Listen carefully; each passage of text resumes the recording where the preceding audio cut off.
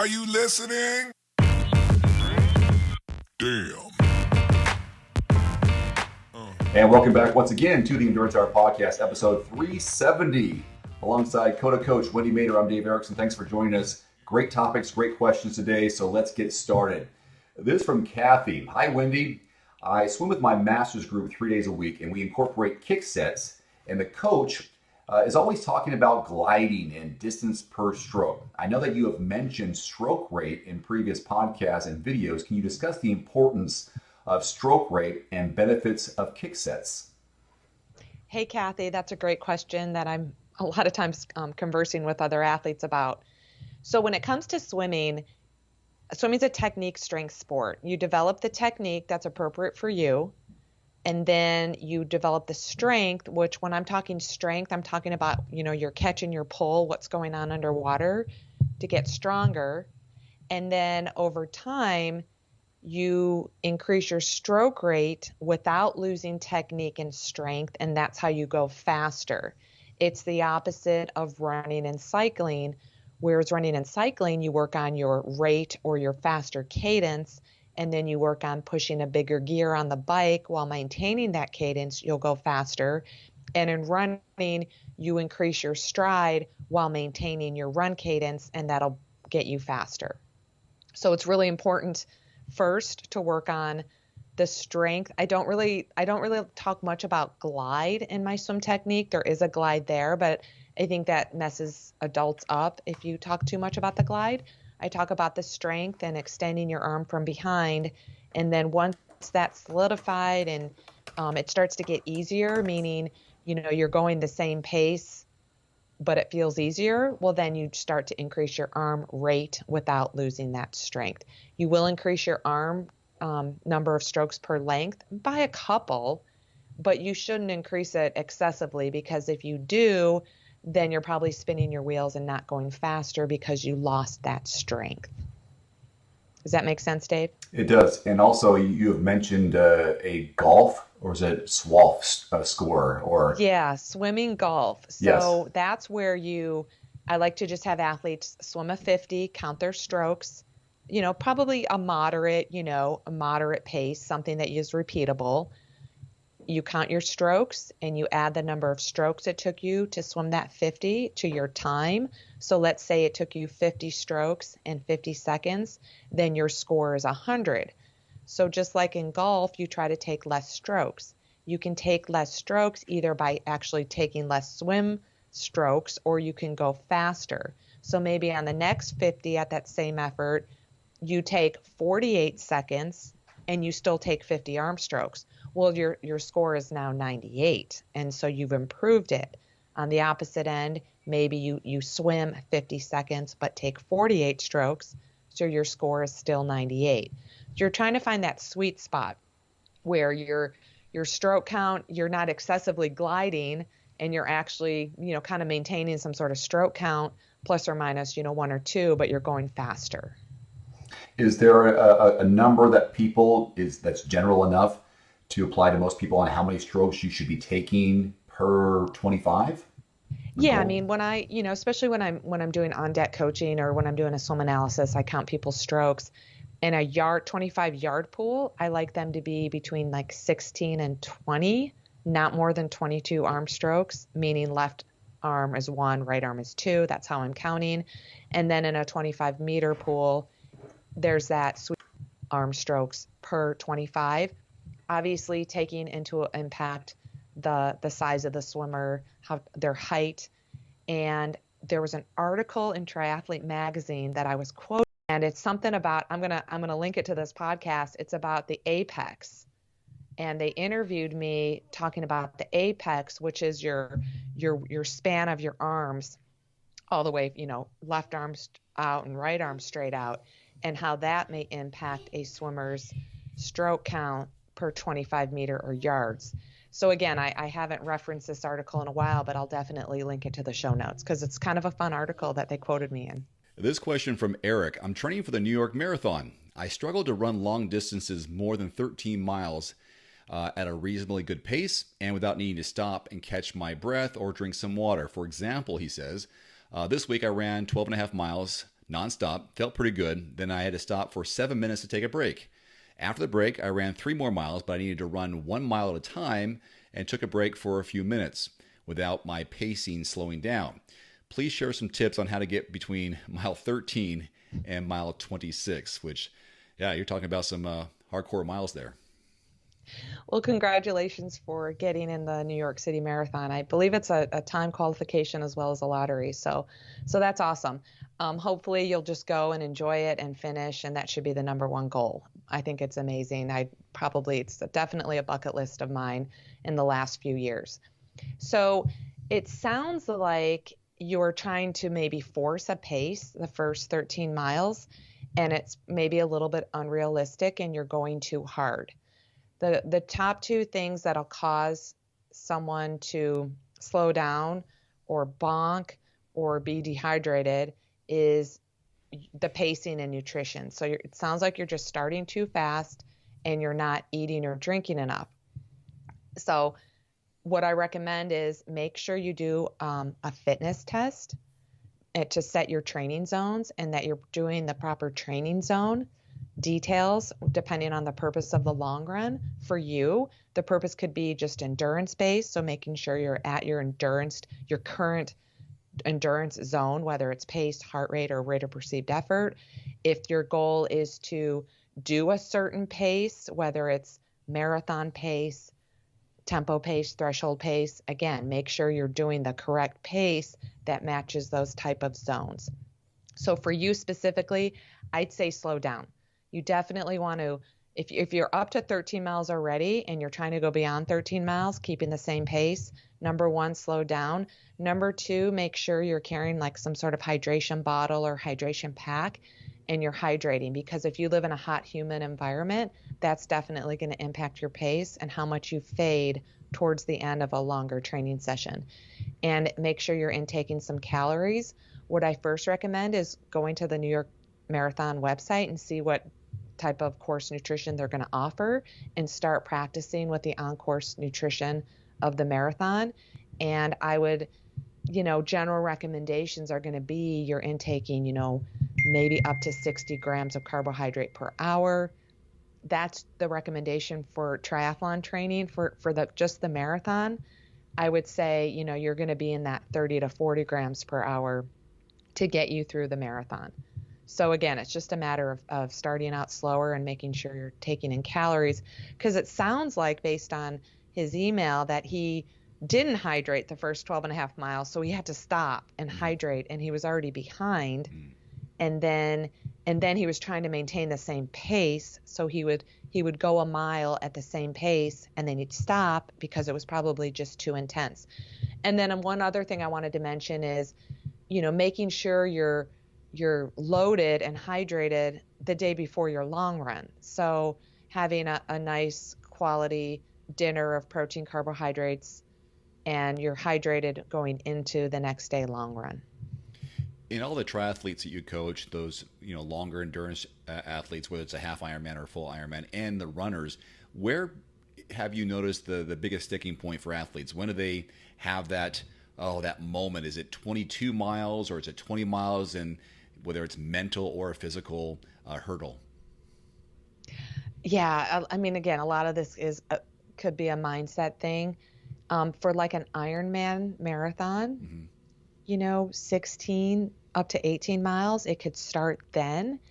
If you're experienced and you're trained, then probably mile 22. Again, I'm going by my experience.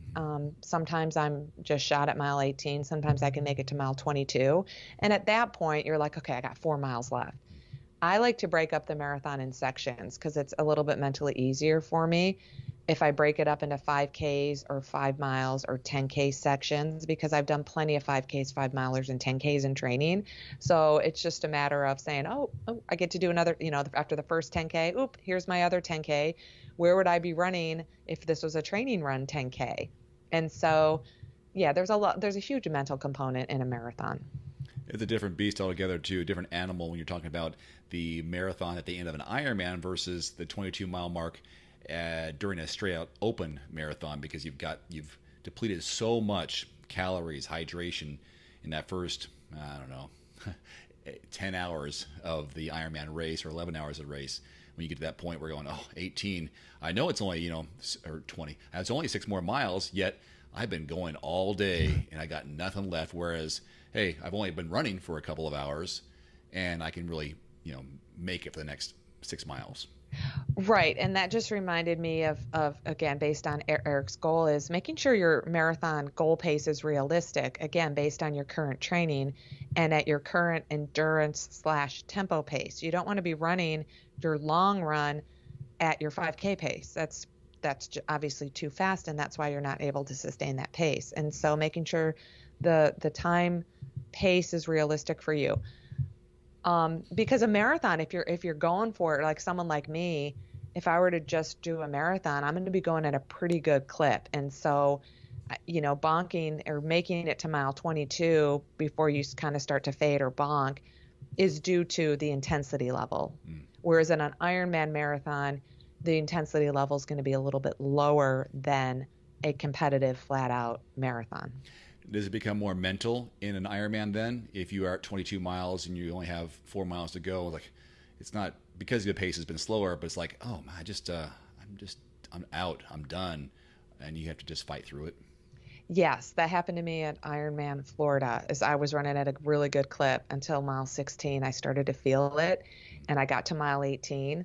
And I was on a really, really struggle bus the last 8 miles. And I remember getting to mile 22. I got passed by a female between miles 20 and 26. I kept getting passed. And mentally, it was like, oh my gosh, I just want to walk it in. It's okay. And then I'm like, no, you don't know if they're in your age group. Keep going. Don't let anyone in your age group pass you. And it was really just a self-talk. I mean, I'm pretty good at self-talk because I've been doing this a long time, but it's a lot of mental demons can really get you those last 4 to 6 miles. Good question. Next up, hey Coach Wendy, my knee's been bothering me on the bike for the past 3 months. First, it was just right leg, and now it's both legs, both knees. I got another bike fit last month and started physical therapy, and they mentioned it's stemming from my hips. My bike fitter suggested new bike shoes, and now I'm thinking about going back to riding my old bicycle. What are your thoughts on this situation? Again, a great question and something I have a lot of experience with, especially going from riding a road bike for 16 or 17 years to my first tri bike in 2009. I had some fit issues because it was just a different type of fit.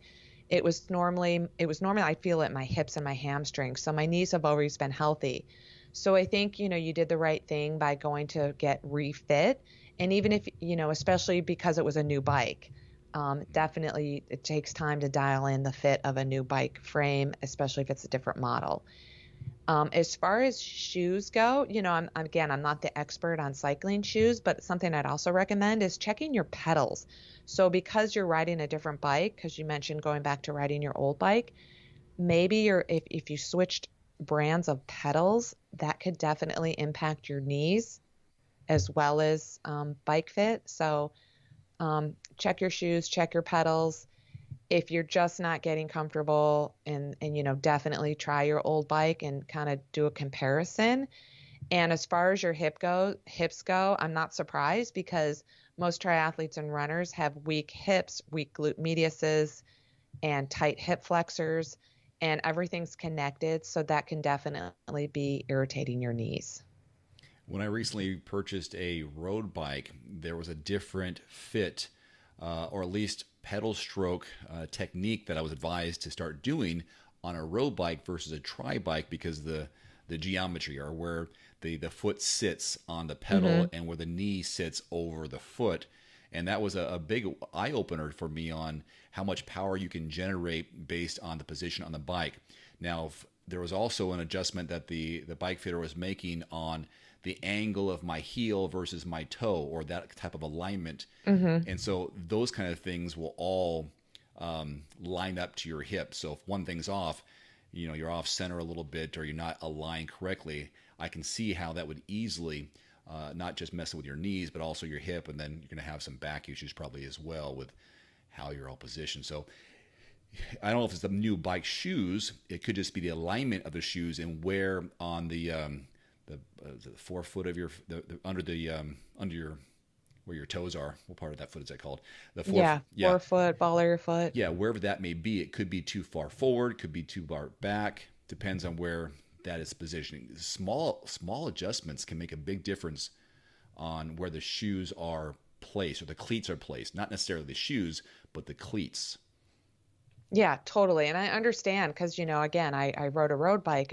My body was used to a road bike. So when I went to tri bike, I'm like, I'm going back to my road bike. So I understand the want and the desire to go back to the bike that didn't give you any issues.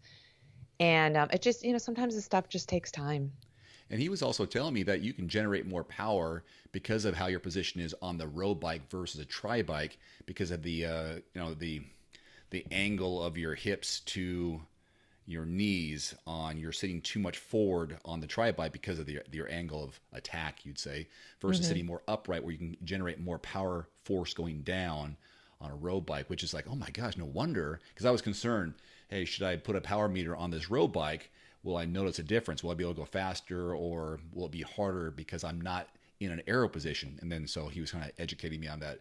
I can't fully explain it, but I understand the differences between the two. Good question. Next up from Sean. He says here, you and Dave discussed sweat rate and salt tabs, weighing yourself before and after training sessions to determine if you are a heavy sweater or not.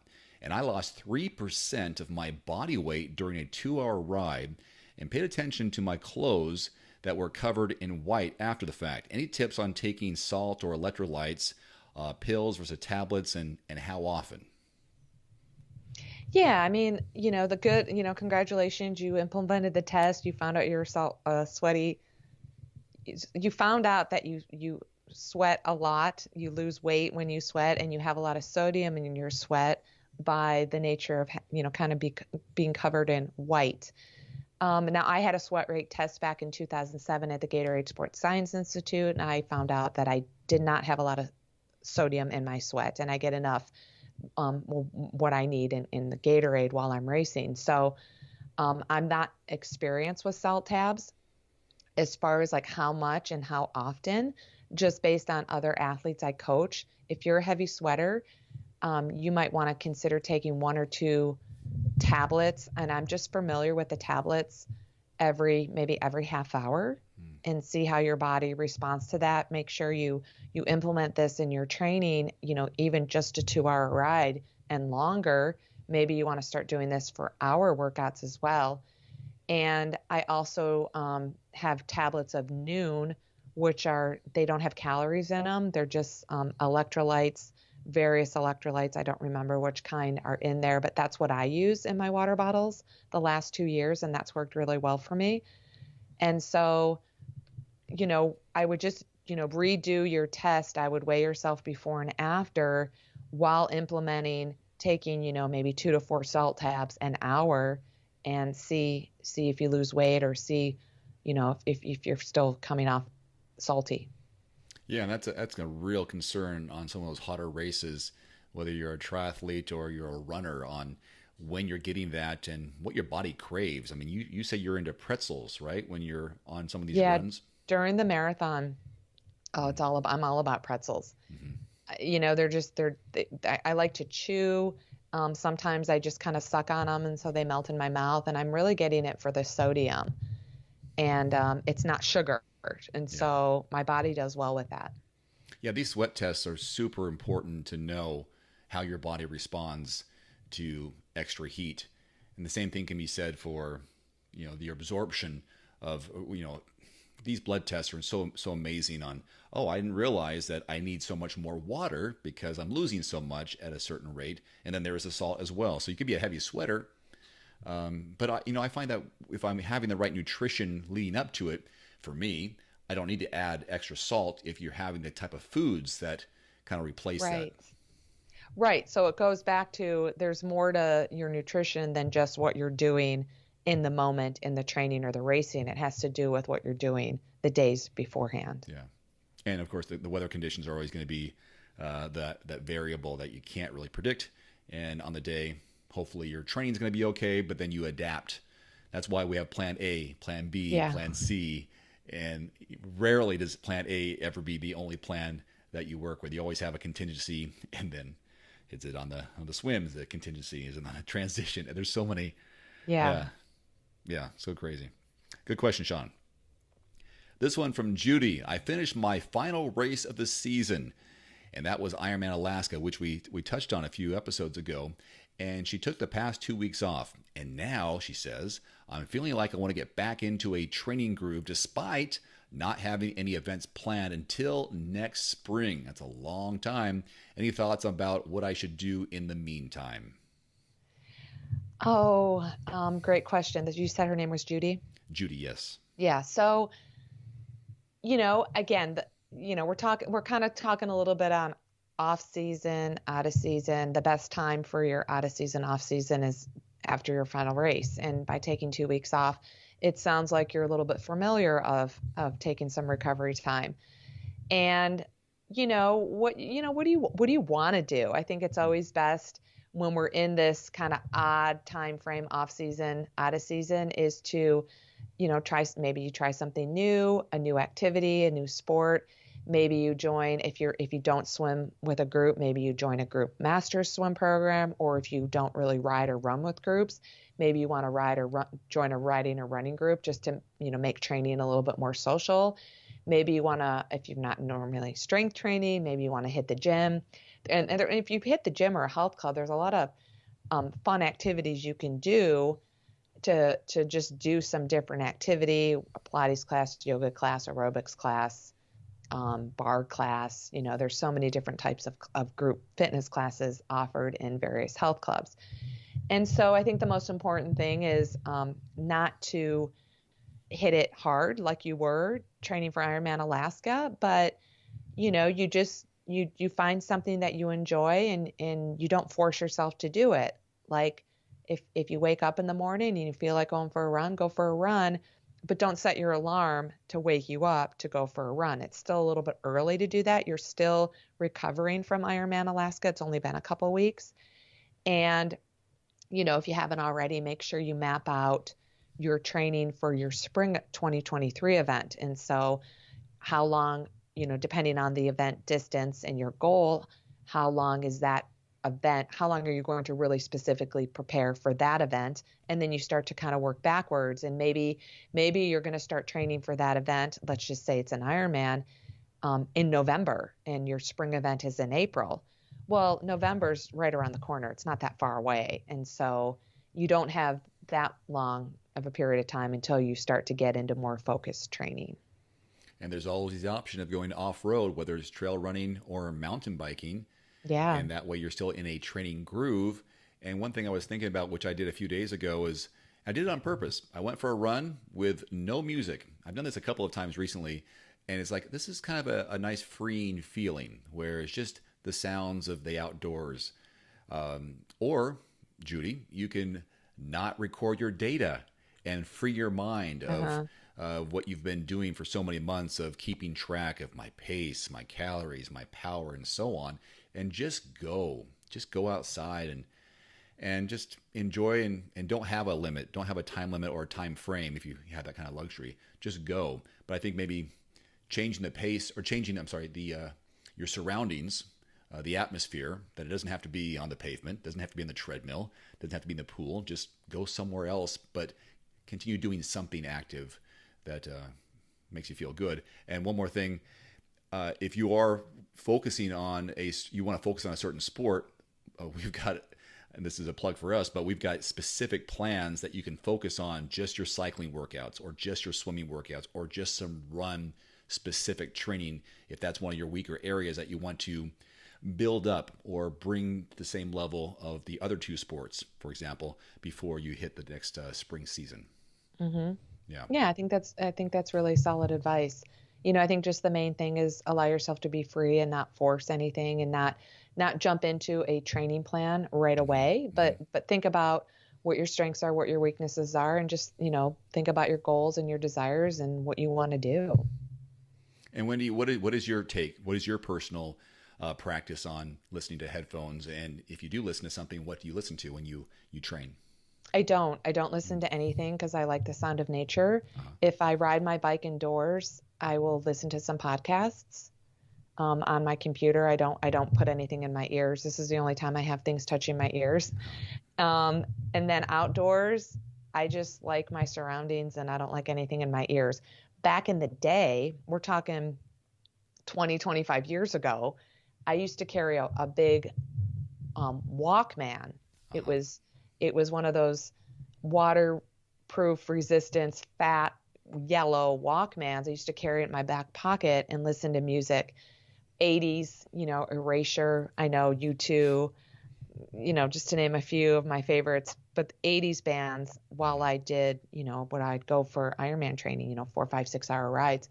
And back then I lived in Colorado. There wasn't as much traffic.